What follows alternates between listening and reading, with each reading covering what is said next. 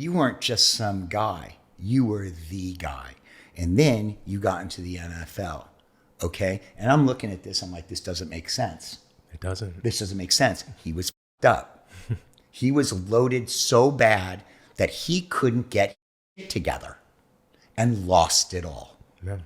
Tell me about that. I think in order to answer that question, we got to chat a little bit just really quickly about how I was developing that relationship with the bottle in college. I strengthened that relationship in 2011, which was my best year on the field. That's the year I tied Barry Sanders' touchdown record in the season. And I was actually having my worst year off the field, isolation. In a nutshell, this performance anxiety was crushing me.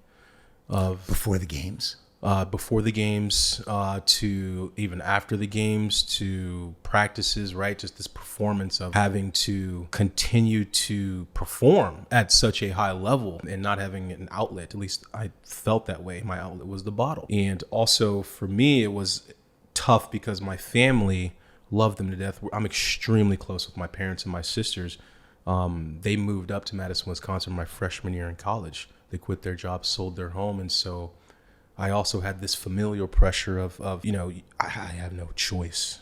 I have to succeed. I have to. Even though I know for a fact they would have said, you can go do something else if you want. We don't care. But, I felt they made such a significant sacrifice that I have no choice. They just wanted to be with their boy. Of course. But, in a impressionable stage in my life, 16, 17, 18, or whatever it was, I went towards the most accessible option, which was alcohol at the time. And so I really started to develop that relationship then. And fast forward to getting drafted by my favorite team, it was like, hey, mom and dad, see, nothing's wrong with me. I'm accomplishing my dreams. This feedback loop of you're doing fine, you're fine, because you're literally still accomplishing your dreams, not paying attention, of course, to how I'm taking care of my body or the lack thereof off the field. Well, you hand a 21-year-old, 22-year-old some money, $40 is what I had in my bank account when I got drafted, or before the call and after the call, X amount of dollars. Now I can go anywhere on the planet. Of course, I spent that on the bottle. Literally packed up my luggage with my clothes and alcohol.